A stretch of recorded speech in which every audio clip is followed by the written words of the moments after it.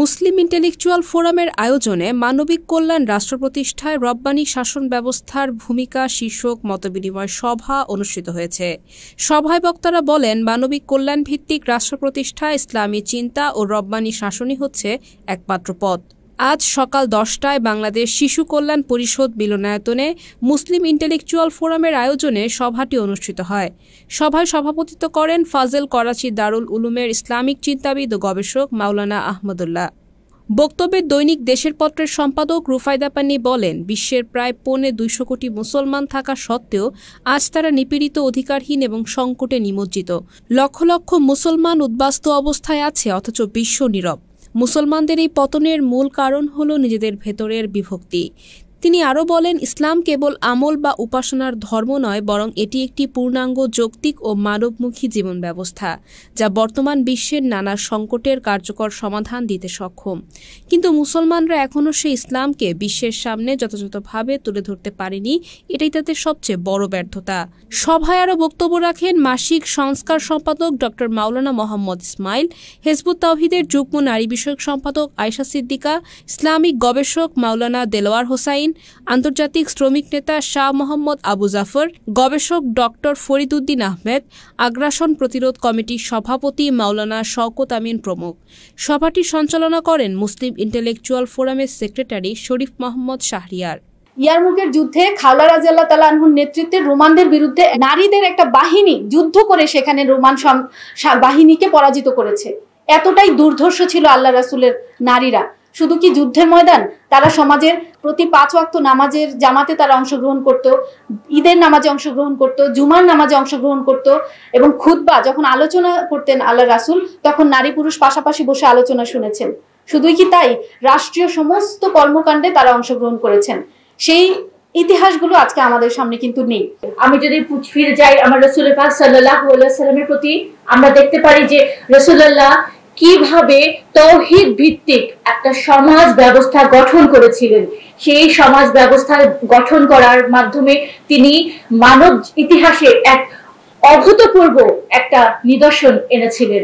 সেখানে দাস প্রথা বিলুপ্ত হয়েছিল, সেখানে দারিদ্র্য ছিল না, সেখানে মানুষের অধিকার প্রতিষ্ঠিত হয়েছিল, সেখানে নারীদের স্বীকৃতি পেয়েছিল, সেখানে বিশৃঙ্খল জাতি, one of the most important points, বিশৃঙ্খল জাতি সুশৃঙ্খলিত একটা ডিসিপ্লিন অর্গানাইজড একটা জাতিতে পরিণত হয়েছিল, যেখানে আরবদেরকে বলা হইতো যে আইএমএ জাহিলিয়াতের প্রতীক।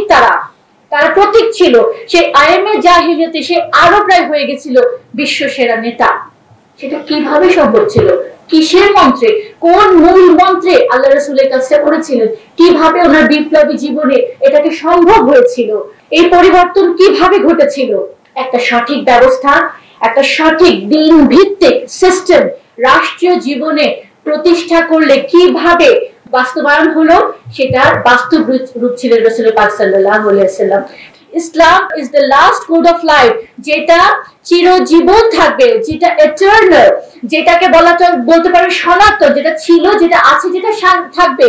এবং এটার অ্যাপ্লিকেশনটা আজকে আধুনিক যুগে এই রাষ্ট্র ব্যবস্থায় হয়তো মনে করতে পারেন যে কিভাবে এটা অ্যাপ্লাই করব আমরা, এটা অ্যাপ্লিকেশনটা তো সম্ভব না, কোরআন একটা কঠিন ব্যাপার, কোরআন একটা ভার ব্যাপার।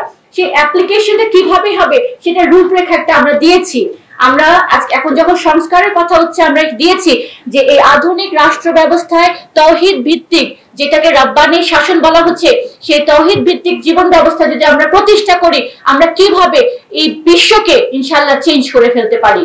ঐক্যের জন্য আন্তরিকতা এবং নমনীয়তা এবং তাওয়াজু, আবদিয়ত এবং আল্লাহর সামনে নিজেকে নত করতে হয়, তা না হলে ঐক্যটা হয় না, ঐক্য ভেঙে যায়। তারপরও আমরা বৃহত্তর ঐক্যের সাথে মা বোনদের সাথে এবং সব ধরনের ভাইদের সাথে একত্র হইতে রাজি আছি।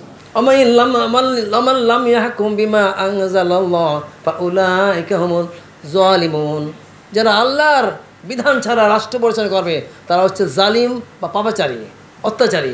আরো যে বলেছেন উলাইকা হুমুল ফাসিকুন, তারা পাপাচারী, অত্যাচারী বলছেন আগে, আর বলছে পাপাচারী।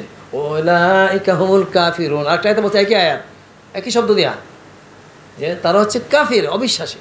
তাই আমাদের প্রত্যেকটা দলকে আমি মূল কথা বলে দিচ্ছি যে একমাত্র আল্লাহর দ্বীনের আইন প্রতিষ্ঠা করার জন্য রাজনীতি করতে হবে। যারা এইগুলি করবে না তারা এই যে ফাসিক জালিমের কাফের পর্যায়ে পড়ে যাবে। আমি অনেক কথা বলতে পারতাম, সময় যেহেতু সংক্ষেপ বলতে যাচ্ছি না। মেইন হচ্ছে লা ইলাহা ইল্লাল্লাহ মুহাম্মাদুর রাসূলুল্লাহ এর ভিত্তিতে যে ইসলামী দলগুলো আছে তাদেরকে ঐক্যবদ্ধ করে গড়ে তোলার চেষ্টা করে। তার কারণ যখনই আপনারা অনেকভাবে দ্বিধা বিভক্ত থাকবেন তখন মানুষের ভিতর আস্থা নষ্ট হয়ে যায়। যারা ইসলামী আন্দোলনের কথা বলে, সমাজ ব্যবস্থার কথা বলে, রাষ্ট্রীয় ব্যবস্থার কথা বলে, তাদের ভিতরেই অনেক দল, বহু দল, কার কথা শুনবো আর কার কথা শুনবো না। ও রাদিতু লাকুমুল ইসলাম দীনা, এবং আমি তোমাদের জন্য ইসলামী জীবন ব্যবস্থাকে স্বীকৃত জীবন ব্যবস্থা হিসেবে, দিন হিসেবে, ধর্ম হিসেবে আমি নির্বাচন করলাম। আল্লাহ রসুল সাল্লাল্লাহু সাল্লাম আয়ামে জাহিলাতের যুগে তিনি এসেছিলেন, যে যুগে মেয়েদেরকে, শিশু কন্যাদেরকে জীবন্ত কবর দেওয়া হতো, মাটিতে পুঁতে রাখা হতো। এরকম নিষ্ঠুর আচরণ সে যুগে করা হয়েছে। আল্লাহ রসুল সাল্লাল্লাহু সাল্লাম মদিনায় ইসলামী সমাজ ব্যবস্থা চালু করে সেই ব্যবস্থাকে সম্পূর্ণভাবে কিয়ামত পর্যন্ত সেই ব্যবস্থাকে তিনি রহিত করে দিয়ে গেছেন। নারী জাতিকে তিনি সবচেয়ে বেশি সম্মানিত করেছেন।